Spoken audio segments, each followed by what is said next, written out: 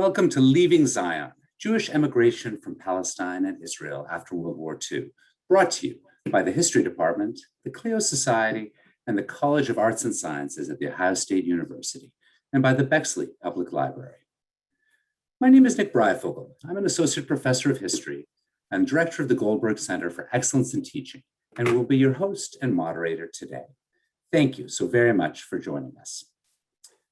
The story of Israel's foundation has often been told from the perspective of Jewish immigration to the land of Israel. In his talk today, Dr. Ori Yehudai turns this historical narrative on its head, focusing on Jewish outmigration from Palestine and Israel between 1945 and the late 1950s. Based on sources collected from 22 archives in 6 countries, he will talk about how, despite the dominant view that displaced Jews should settle in the Jewish homeland, many Jews instead saw the country as a site of displacement or a way station to more desirable lands.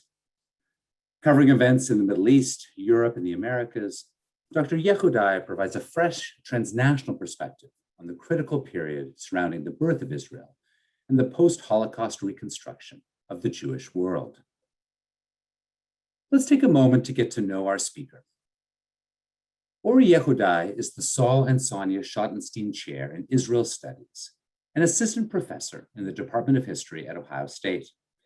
His research focuses on modern Jewish history with special emphasis on Zionism and the State of Israel, migration and displacement, relations between Jews and non-Jews after the Holocaust, and more recently, aspects of the Israeli-Palestinian conflict and ethnic tensions within Israel.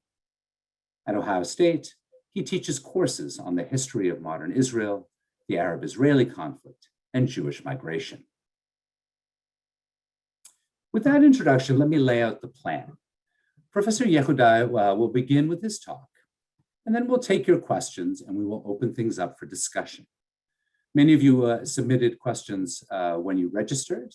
However, if you're interested in asking questions during our webinar today, please write your question in the Q&A function at the bottom of your screen on Zoom, and we'll do our best to answer as many questions as we can. Now, without further ado, let me pass you over to Professor Yehudai, who will take us on an exploration of Leaving Zion, Jewish emigration from Palestine and Israel after World War II. Over to you, Professor Yehudai. Thank you, Nick, for the introduction. Thank you to the Clio Society, to the College of Arts and Sciences, and to the Bexley Library. And thank you, everyone, for joining us today. The material that I'll be presenting to you comes from a book that I recently published about Jewish outmigration from Palestine and Israel between 1945 and the late 1950s, as Nick explained in his introduction. A lot has been written on Jewish immigration into the country during those years, but my book looks at the movement in the opposite direction. The book combines different levels of narrative. It tells the story from the perspectives of the migrants themselves, showing why they left Israel, what obstacles they faced when they tried to immigrate, and what happened to them after arriving to their new destinations. And the book also looks at the public and institutional aspect of the story, investigating the migration policies of Israel and of receiving countries, and the discourse and reactions to immigration, both in Israel and in the larger Jewish world and in receiving countries of destination. The broader question that the book tries to answer is, what was the role of Zionism and the state of Israel in the post-war world, especially in the lives of Jews who were displaced by the events of the period. And I draw on the theoretical assumption that looking at the conditions surrounding the departure of immigrants helps to understand the political, ideological, and social conflicts involved in the nation-building process, because outmigration, much like immigration, defines the boundaries of the state. And this means that those who choose to cross the boundaries may put themselves in conflict with the national project. And because of national anxieties, national fears of loss, the departure of those immigrants may be treated as deviant or even traitorous because it puts them in conflict with the national project. So these are some general observations about immigration, but they're highly relevant to Jewish immigration from Palestine and Israel, because Jews who left the country acted against the expectations of the national community, which defined the land of Israel as the only home for all Jews, and rejected Jewish life in the diaspora as pointless and untenable. Since the Zionist movement emerged in Europe, but saw Palestine or the land of Israel as its homeland, the entire realization of the Zionist project was based on Jewish immigration into the ancestral homeland. Even beyond the practical goal of moving people from one place to another, Jewish immigration to the land of Israel was deeply ingrained in nationalist ideals. Immigration was regarded as a process of individual transformation that required Jews to leave behind what was perceived as the negative features of their old diaspora identity. According to, at least in the Zionist view, those features included weakness in the face of anti-Jewish hostility and passivity and uprootedness. And they were expected, Jews who immigrated to Israel were expected to leave behind them those features and recreate themselves as new Jews. And as those new Jews, those new Jews were seen in Zionist discourse as strong, proud people, deeply rooted in their ancient homeland, as we can see in those slides, those images that represent the idea of the new Jew. Here we can see the contrast between the old Jew in this painting, who's chained to the diaspora and longing to the land of Israel, and on the other side, the image of the strong and proud new Jew. So those images help to represent the transformation that was involved or that was expected from immigrants, Jewish immigrants going into Israel. Due to the practical and ideological significance of immigration for Zionism, immigration, the movement out of the country, was understood as a threat to the success of the Zionist project, and it was described in terms such as catastrophe, social disease, collective psychosis, and even suicide, as we will see later. Immigration was also attributed to ideological and personal weakness and lack of moral and physical stamina. According to the traditional Zionist narrative, those who left the country did so because they could not withstand the rigors of pioneering life in Israel, or because they were too selfish to dedicate themselves to the collective national goal or project. Immigrants were seen as a problematic group of deviators and even traitors who represented the countertype of the ideal national type which the Zionist movement tried to create. And you can see the contrast between the ideal type and the counter type, again, in those images. The presence of immigrants as counter types helped to forge and reinforce the new national identity. So even though immigrants left the country, they still had an important social role.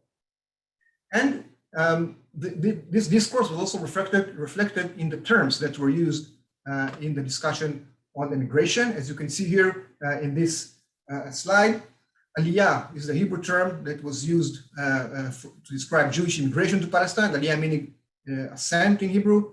Yerida, meaning descent in Hebrew, was the term given to Jewish emigration from Israel. And accordingly, immigrants were called Olim, those who go up, and emigrants were Yodim, those who go down. So we can see how those terms convey a certain ideological message. How significant was this migration movement? Between 1945 and 1967, almost 190,000 Jews left Palestine and Israel. This was about 14% of the number of Jewish immigrants who came into the country during the same years. My main focus is on the critical years of the massive Jewish immigration to Israel, the period between 1948 and 1953, when the Jewish population of the country was more than doubled by the arrival of 700,000 new Jewish immigrants, mainly from Europe and the Muslim world. Now, to understand the magnitude of this immigration in the early years of Israeli independence, we can try to imagine that the US would today receive about 600 million new immigrants in a period of 3 years or so. We also have to remember that most of these immigrants were poor people, and that the state itself was young and lacked the resources needed to absorb all those new immigrants. Here we can see in this photo, one of the immigrant camps, one of the camps, transit camps in which immigrants in Israel were living during those years. There are many other similar camps throughout the country. So it is not surprising that the majority of immigrants, of those who left the country, were new immigrants who had come to Israel after 1948 in this mass immigration. About 75% of the immigrants had come to Israel from Europe, so there was a clear majority of European or Ashkenazi Jews among the immigrants. And the main destination of immigrants was the United States. As we can see here, 31% of all immigrants went to the US, 42% went to all European countries, and much smaller numbers emigrated to countries in the Middle East and North Africa. Immigration to Europe and to the Middle East and North Africa was mainly return migration of people who had come to Israel from those regions, while immigration to the United States and to the Americas more generally was for the most part not return migration, but resettlement in a new destination. Now, among all those immigrants, there was one group of a few thousand people that attracted considerable amount of attention during the 1950s, and that also caused painful embarrassment for Israel. This group occupies a large space in the book, and I will also focus on this group in this talk. The group was comprised of people who had immigrated to Israel from Eastern European countries and from displaced persons or DP camps in Europe. The DP camps were facilities that were created and managed by the Allies and by UN agencies to provide shelter to people who had been displaced by the war, by the Second World War, including, of course, Jewish survivors of the Nazi genocide who lived in those camps before they were able to settle in new destinations. Here we can see a map of those camps that were established mainly in Italy, Austria, and most of them actually in Germany. This is a picture showing Jewish DPs in a camp in Germany calling for open immigration to Israel. And here we can see Jewish DPs, refugees from the Holocaust, trying to reach the shores of Palestine after the Second World War. Although those immigrants had gone to Israel from the DP camps and from other places in Europe, they did not see their future in the Jewish state. And after various time periods, ranging from a few months to several years, they decided to re-migrate. Most of them wanted to go to the United States or to Canada, but due to various technical reasons, they could not get there directly from Israel, and they had to use Europe as a stepping stone to their desired destinations. Many of them, however, could not realize their immigration plans even after arriving in Europe. And they ran into serious economic and legal troubles in their countries of transit, especially in Germany and also in Austria, France, and Italy. Those stranded migrants refused to return to Israel and became dependent on assistance from local Jewish communities and from Jewish and non-Jewish aid organizations. For many of those stranded migrants, the only solution was return to refugee life, which they tried to achieve by settling in DP camps in Germany and Austria, mostly in Germany. Most of those DP camps had been closed by 1951, following immigration of DPs, mainly to Israel and to the United States, but also to other countries. But there was one camp, the Fehrenwald camp, near Munich, that existed until 1957, because it housed the so-called hardcore DPs, the sick and disabled survivors who could not or did not want to emigrate from the camp and start new lives elsewhere. So 12 years, this camp was closed only in 1957, 12 years after the end of the Second World War. And it still housed Jewish refugees, Jewish Holocaust survivors until 1957 in Germany. And this camp also became a magnet for migrants from Israel. The migrants gravitated towards the camp in the hope of receiving welfare and immigration assistance from Jewish organizations and local authorities that were providing this kind of help to the DPs that were already living in the camp. Both inside and outside the camps, including, of course, Felon Camp, the main body to which immigrants from Israel turned for help was the American Jewish Joint Distribution Committee, also known as the JDC or the Joint. The Joint was established in 1914 by American Jews to extend help to Jews around the world. Over the years, the Joint developed into the world's largest Jewish philanthropic organization.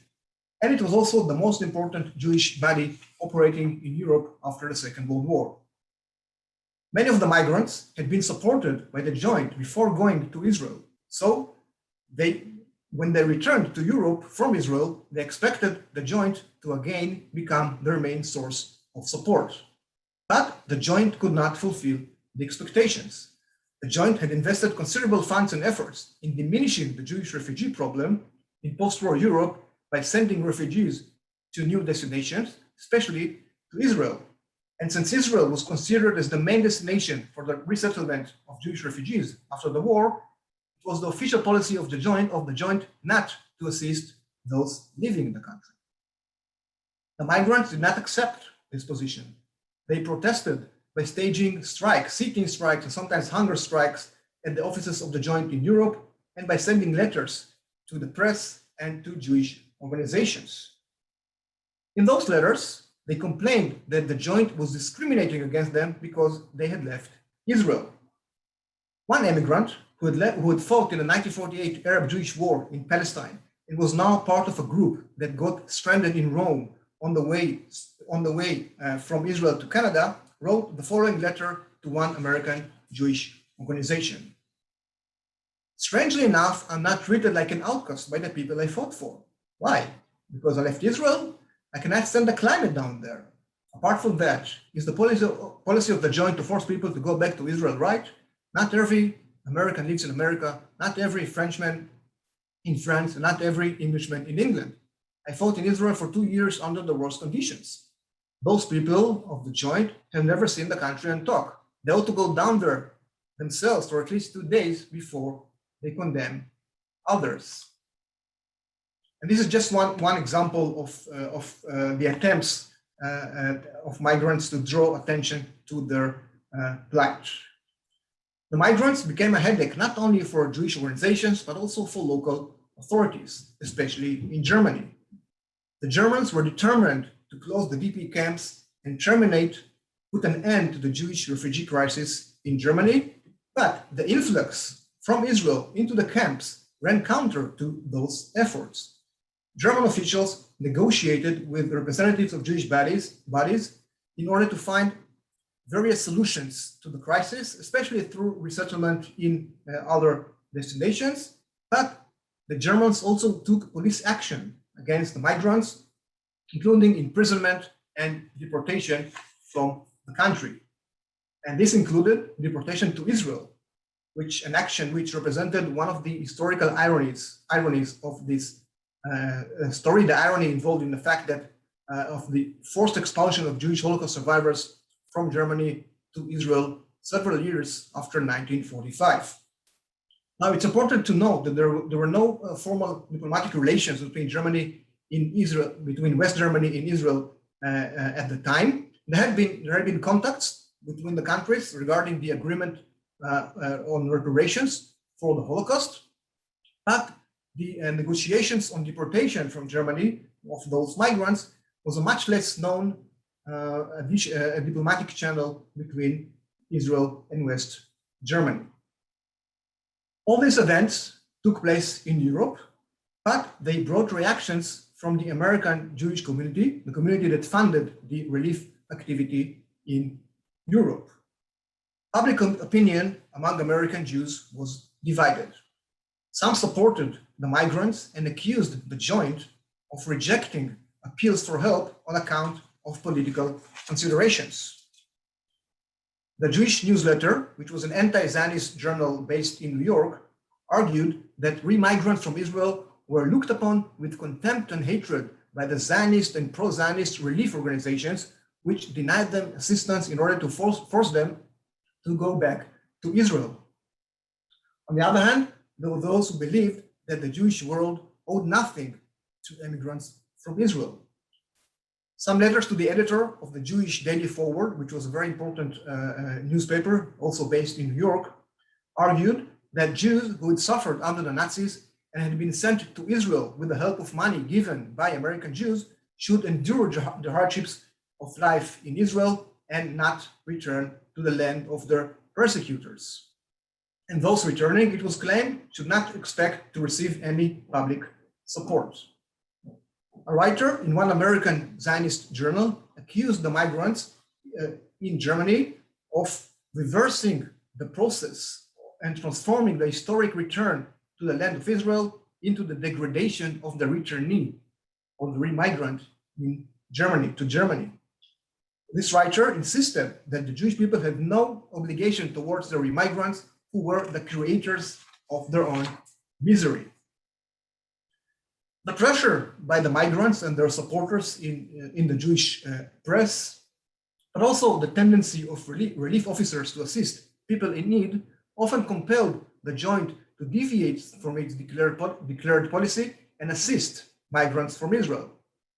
But the Joint could not adopt a firm policy because it constantly had to choose between two bad options. On the one hand, refusing assistance to migrants would aggravate their hardships and magnify the problem. On the other hand, it was clear that providing assistance would encourage more movement from Israel of people who would be driven by the hope of relying on this assistance once they arrived to Europe. The Joint finally came to the conclusion that the only way out of this dilemma was to influence the Israeli government to curb the movement out of the country.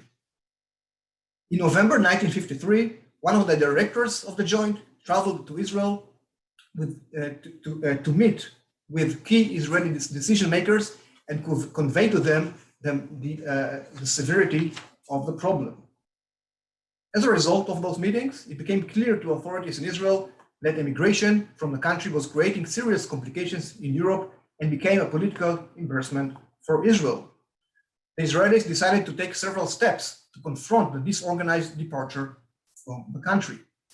The government restricted the distribution of passports and of exit permits. Exit permits were still required at the time for anyone who wanted to leave Israel. So they imposed those restrictions on travel papers in a way that would limit immigration, but would also minimize the chances that immigrants would get stuck on their way or would face legal and economic troubles after leaving Israel, as happened in the past. The Israeli government also decided that new immigrants wishing to leave the country would not be allowed to do so unless they refund the state for the value of material benefits that they had received upon immigration to Israel. And in some cases, prospective immigrants were even required to repay the costs involved in bringing them to Israel and maintaining them in immigration camps in Israel. And this was a serious obstacle for immigration because many people who wanted to leave the country were unable to pay all those costs, so they had to stay in Israel. And the government also launched a propaganda campaign in the newspapers against immigration. The campaign was based mainly on reports about the hardships of Israeli immigrants, the hardship that Israeli immigrants had encountered abroad. As part of this campaign, journalists traveled to different countries of destination to collect material on the experiences of disappointed immigrants. The stories were later published in the newspapers with the aim of damping the enthusiasm for immigration among Israeli citizens. In the words of one Israeli official, the purpose of the reports was to demonstrate to the Israeli public that no mountains of gold were waiting for them abroad. Most of the reports indeed painted a very gloomy picture of immigrants' lives and highlighted their immoralities and personal and financial failures. The campaign included not only articles, but also cartoons. This one, for example, shows a Holocaust survivor, Jewish Holocaust survivor, knocking on the closed doors of post-war Germany. You can see his bent shoulders and a green face. This cartoon depicts the immigrants as ruthless people floating above the globe, carried in the air by their passports. Their suitcases contain black market, slander of the country, and forgeries, which were common accusations against immigrants. To me, this cartoon evokes Marc Chagall's Luftmensch, the Yiddish term meaning man of air, which refers to the impractical, overly intellectual person who came to symbolize the ruthlessness of the Jews of the diaspora, the very opposite of the image of the rooted Jew that stood at the center of the Zionist vision. So we can see the similarity between those two images. So this was part of the propaganda campaign against immigration. And these anti-immigration policies were important in and of themselves, and they helped to mitigate the crisis in Germany. But the discussions leading up to the decisions were also important because they revealed the views of Israeli officials about several issues surrounding the immigration problem, issues like individual freedom versus collective needs, the mental disposition of Jewish migrants, and the relations between migrants and the Jewish state. For example, an official named Ori Yehudai, who was in charge of the immigration activities, immigration enterprise in Israel, thought that immigrants were driven to leave the country by a wandering instinct, what he called and lack of mental stability. He believed that new immigrants in Israel should be compelled to endure the hardships, or else many of them would leave. At one of the meetings of the immigration committees on immigration, Yehudai said, and another official who reacted to immigration was Golda Meir, later became known as Golda Meir. She was then a minister of labor, and she said that she compared restrictions on immigration, which I described earlier, as laws against suicide. She compared immigrants as people intent on committing suicide, and compared the laws on immigration to restrictions on immigration to laws against suicide.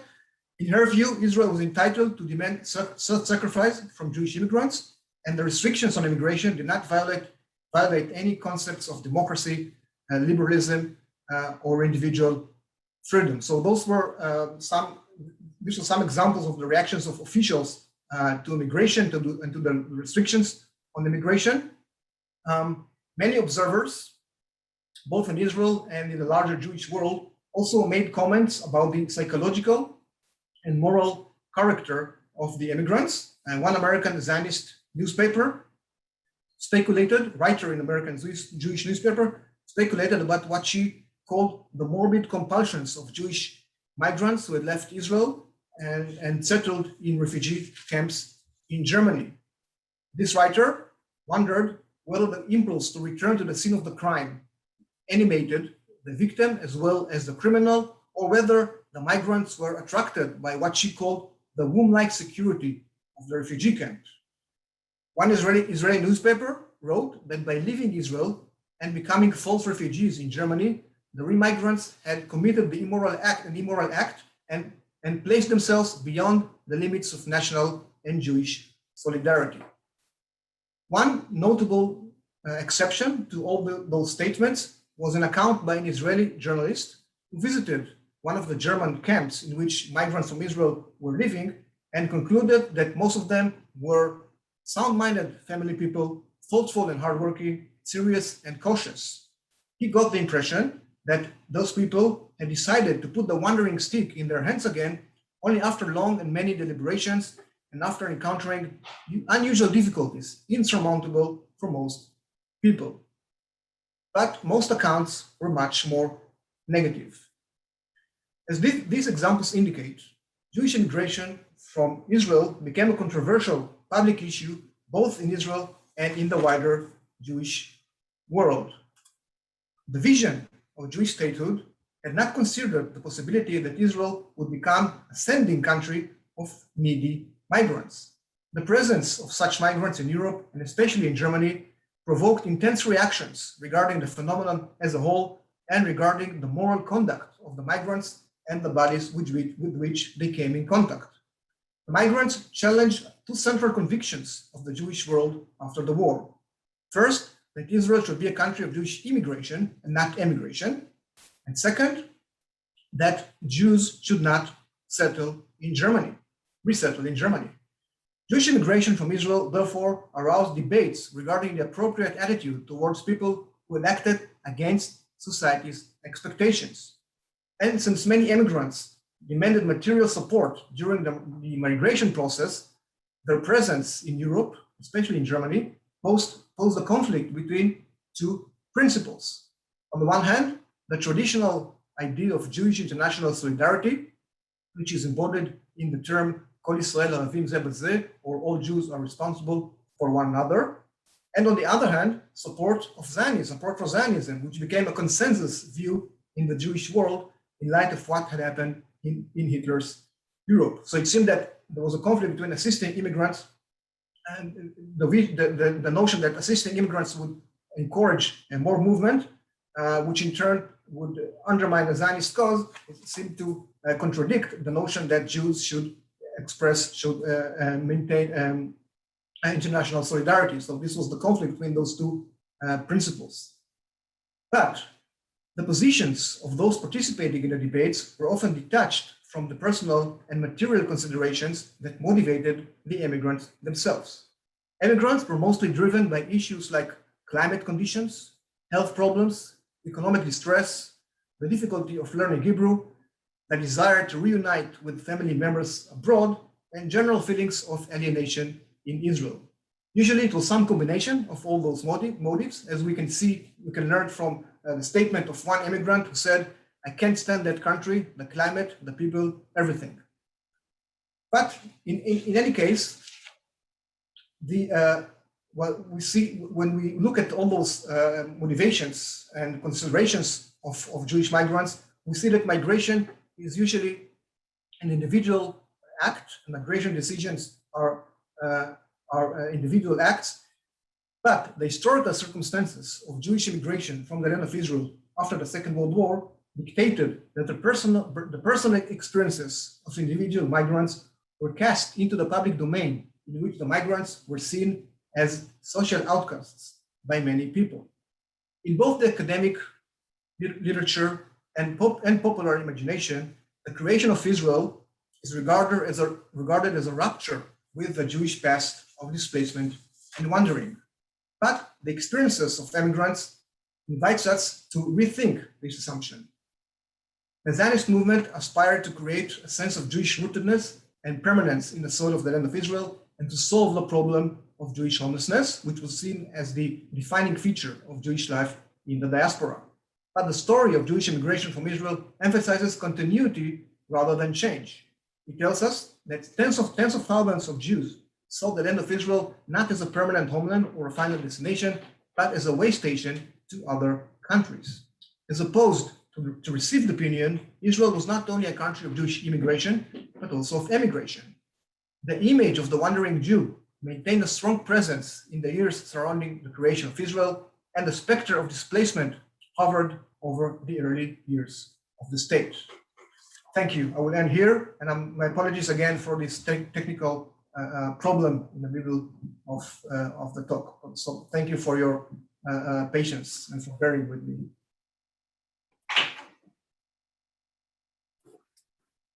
Thanks so much, Ori, for that really fascinating and in some ways surprising discussion. We've had lots of questions come in, and I'll remind you, if anybody who's watching and listening would like to submit a question, please do so using the Q&A function, which is just at the bottom of your Zoom. We've had a few questions that sort of look at the experience of the emigres and the reception of the emigres into the countries that they moved to. And we put them together. I guess there was there's several questions about how well received, and I think particularly people were interested in hearing about Jews moving from Israel to the United States, but how well were they received? And when they arrived, did any ever return back to Israel? Was there a sort of re-immigration? And we had a question about has any kind of a survey ever been done of the of those who emigrated from Israel, in the sense that do they feel remorse of any sort? Do they feel like they made the right decision in leaving Israel? Okay, so thank you for those interesting questions. So I'll start with the question about immigration to the United States. Well, my talk focused mainly on Europe, and I discussed reactions from the American Jewish community. But in the book, I have a special chapter dedicated to immigration to the United States and also to Canada and Brazil.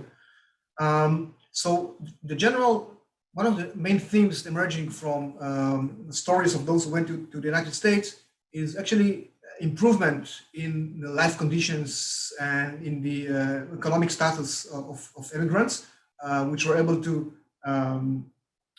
improve their economic status as a result of immigration to the United States compared to their life in Israel, in Palestine, or later in Israel.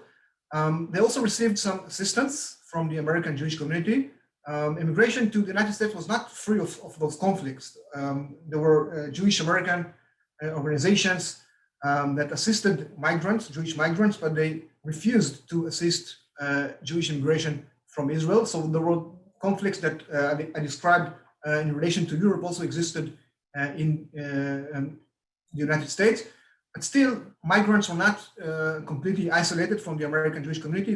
They received help from communities, from various organizations. They participated, they became part of the communities.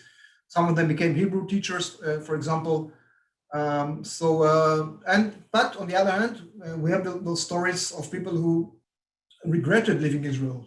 People who, in spite of the improvements in their economic status, they still missed Israel. They felt that in Israel they had a more meaningful life as Jews, despite the security problems, despite the conflict with the Palestinians, despite the wars against Arab countries.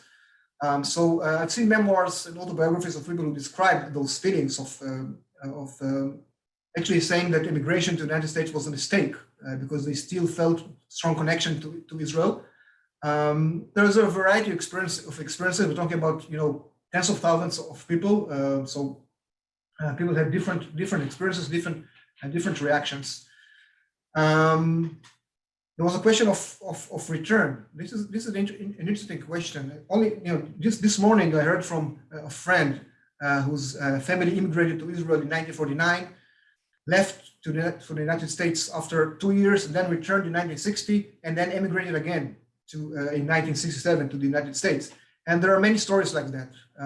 Many people changed their minds, kept looking for other options, kept assessing their opportunities, and we can see that immigration is not one directional movement. Usually, many times it involves also movements in the opposite direction of people changing their minds and going back. But what's even more interesting, I think, is that there was also an organized return to Israel. One of the reactions of the Israeli government to the crisis of immigration was to give people an opportunity to return to Israel with public funding, with funding of the state.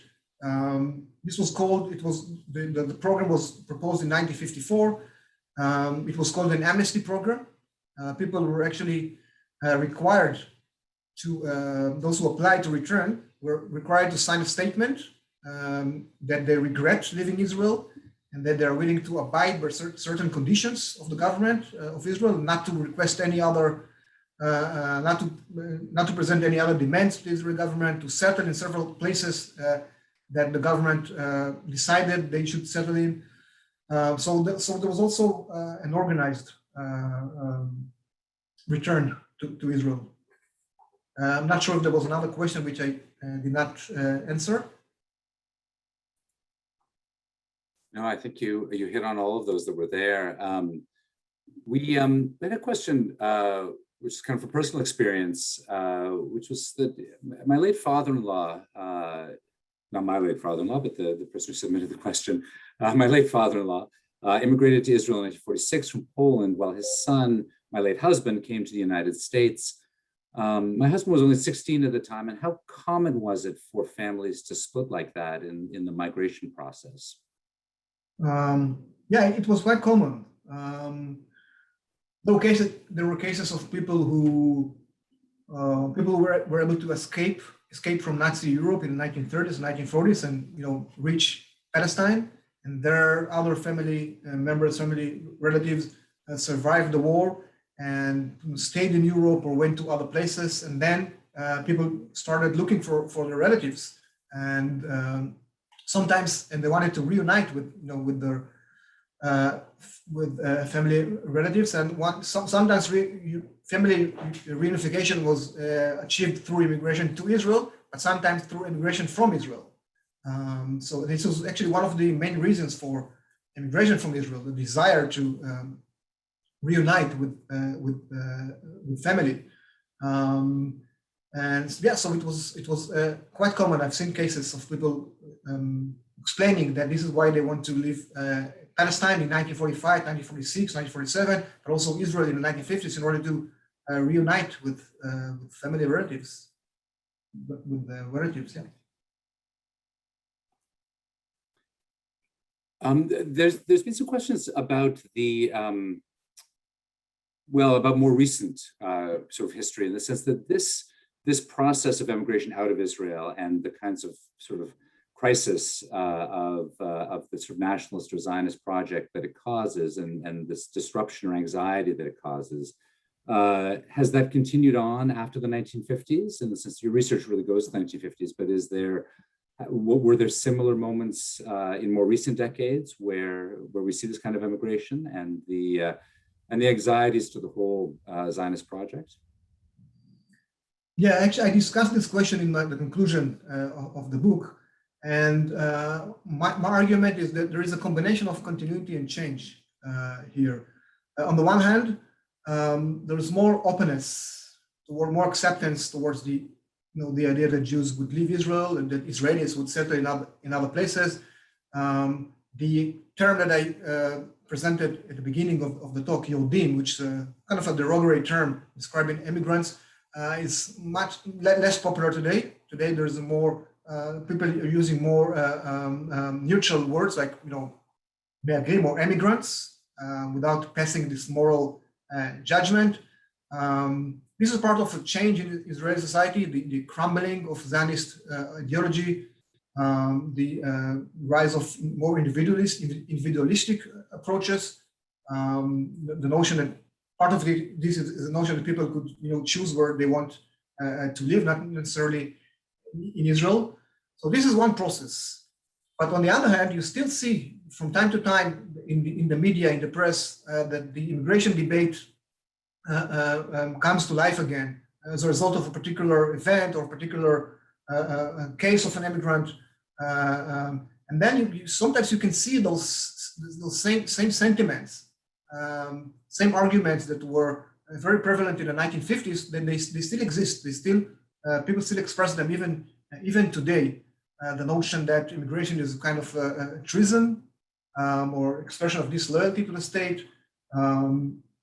The notion that people should make an effort to stay in Israel despite all the hardships that still continue, even though they're incomparable to the hardships of the 1950s. But still, there is this notion that Zionism requires people to contribute to the collective effort, and part of that is living in Israel, and also this negative approach attitude towards immigrants, especially those who go today to live in Germany and Berlin.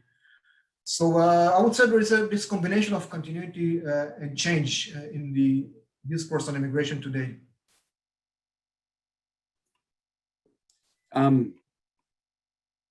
There's a question from John Q, I would think is the pronunciation, but he writes, possibly a strange question, but can you speak to the accuracy of the historical novel Exodus by Leon Uris? I believe it's important as I think it hugely influenced my parents' generation, and in some part my own, in their view of the creation of the nation of Israel. This would help me understand the stridency of Israelis and their reaction to the early emigration from Israel. Well, I think this movie was part of what we call hasbara, or Jewish. I mean, we can maybe want the best word in English for that is propaganda or public relations for Israel. The film it was the film described the struggle for the creation of Israel during the 1940s and 1950s, especially the struggle to bring Jews into Israel. So it had an immense impact, very strong influence on American Jews, and in helping to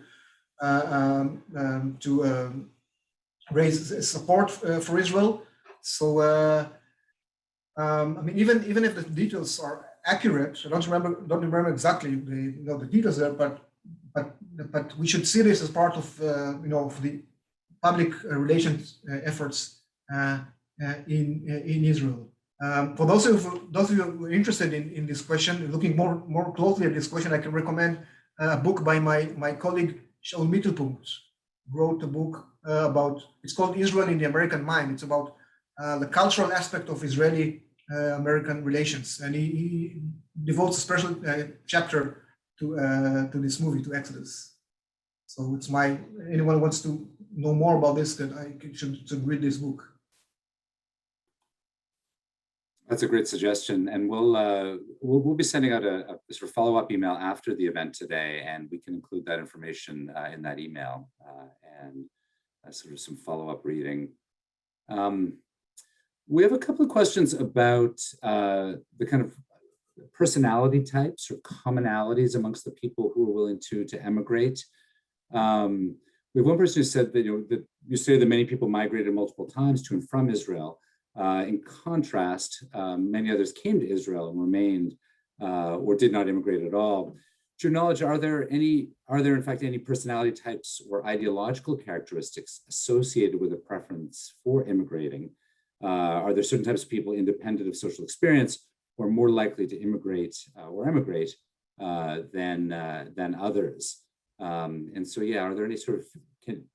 I know there's you were talking about how these kinds of ideas were perpetrated in the press and this sort of thing, but do we actually see any types of shared personality traits or historical kinds of commonalities? Yeah, it's interesting. I mean, I should say that it's difficult to generalize because we're talking about, I said 190,000 people. So, each one of them had, their own reasons, motivations, personal background. But I think what's interesting here is the contrast between the perception of immigrants at the time and the actual experiences of immigrants. As I said at the beginning, the perception was that immigrants were weak people who would not have enough, ideological, enough physical or mental power, mental strength to endure the hardships of life in Israel, and immigration was seen as an expression of weakness. This was part of the Zionist narrative about immigration. But when we look at what those people had to go through, those people who emigrated, especially those who got stuck in Europe and had to go through all those hardships, but also people who went to other countries and had a more normal immigration experience. So when you look at what the people had to go through during the migration process, I think we have to rethink this notion that those immigrants were weak people. I think it refutes this notion of immigration as an expression of weakness. Sometimes it required a lot of strength, a lot of, I think, optimism, maybe even courage, to change the reality. And we also have to bear in mind the historical or the biographies of those people. Many of them, actually most of them, were refugees or Holocaust survivors. And they kept this struggle to find a home even after settling in Israel. So it's hard to say. I mean, it's hard to characterize those people, but at least we can I think, challenged the notion that immigration was an expression of weakness. On the question of ideology, it's also interesting because what I found is that most people emigrated not because of ideological opposition to Zionism, but because of more prosaic, more mundane reasons, like economic, material reasons. We talked about family considerations, but also housing problems in Israel, employment. So more material, personal reasons. Then those reasons were more important than ideological reasons. Some people emigrated because of ideology and declared their opposition to Zionism and mentioned their rejection of Zionism as one of the reasons for immigration, but it was less common than those more material, personal reasons. Just in that vein, we had a question, which begins, many thanks for the deep contexts and about movement to and from Israel and the competing perspectives of all parties. With your mention of questions about settlement policies, to what extent did immigrants choose to depart Israel from objections to Israeli policies towards Palestinians? Yeah, again, it was not very common. I've seen some people, some testimonies or statements of people who mentioned the Arab-Israeli conflict. Sometimes even in retrospect, this is actually interesting. So some people who emigrated for whatever reason, when they reflected back on their immigration to Israel, when they wrote their memoirs or gave an interview, maybe 50 years after immigration, then some people referred to the conflict against the Palestinians, which became, I think, one of the things that you would expect people to say why they would not want to live in Israel. But the contemporary sources, again, in the contemporary sources, there's more emphasis on those personal reasons, more than the conflict or other political reasons. We have time for maybe a couple more questions. One was, what was the thinking and the mindset of Jews going back to Germany, Germany specifically, and so soon after World War II? What was the German kind of public reaction to Jews coming back to Germany at that time?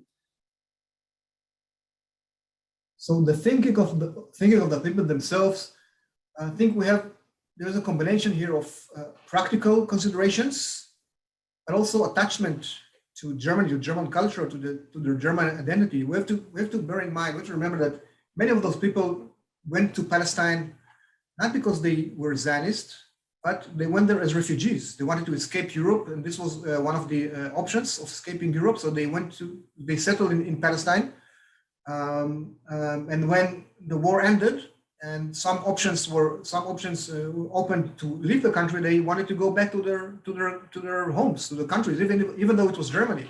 Some people still felt connections to their previous lives in Germany, to their identity as German, or also in other European countries. So this was part of the desire to leave Palestine or Israel and go back to the home country. There were also practical considerations. So people knew that by going to Germany, they would improve their chances of emigrating to the United States because of the relief activity, because the activity of immigration organizations and relief organizations that operated in Europe and helped people move from Europe to Canada or to the United States. So this was a practical decision, going to Germany in order to, in the hope of receiving help from those organizations that would assist people continuing or settling in overseas in the United States. Then the approaches towards those migrants. Interesting to look at the reactions of the American Jewish community, the revived German Jewish community. We're talking about immigration to Germany. The reaction of the German Jewish community towards immigration from Palestine or Israel, which was negative. They were quite isolated. The German Jewish community was quite isolated from the rest of the Jewish world. they were accused of choosing to live in what was called the blood-soaked land of Germany, the cursed land of Germany, instead of moving to other places. And they thought that by accepting immigrants from Israel, the criticism against them would be even more intense. They thought that immigration actually weakened their position in the Jewish world. And they also felt that they did not have the financial resources to assist those migrants.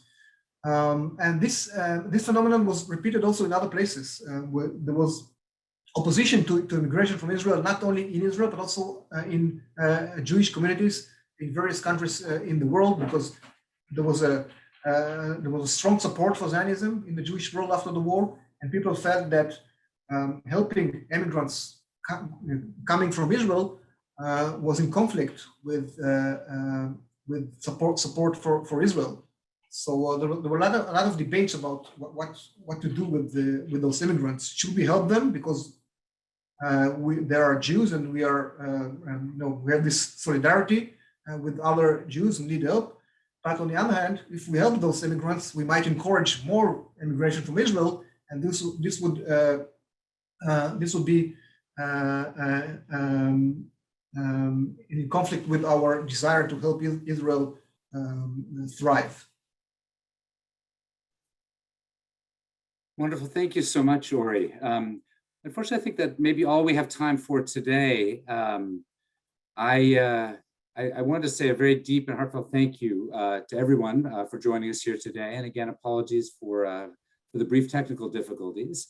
I'm very grateful to Professor Ori Yehudai for sharing his expertise and passion for history today. Please join me in giving him a virtual round of applause. We'd also like to thank the College of Arts and Sciences, especially Clara Davison and Jude Lack, and also the History Department, the Harvey Goldberg Center for Excellence in Teaching, the Clio Society, the Bexley Public Library, and the magazine Origins Current Events and Historical Perspective for their sponsorship. And once again, thank you for your excellent questions and for your ongoing connection to Ohio State. Stay safe and healthy, and we'll see you next time. Thanks very much. Bye-bye. Thank you.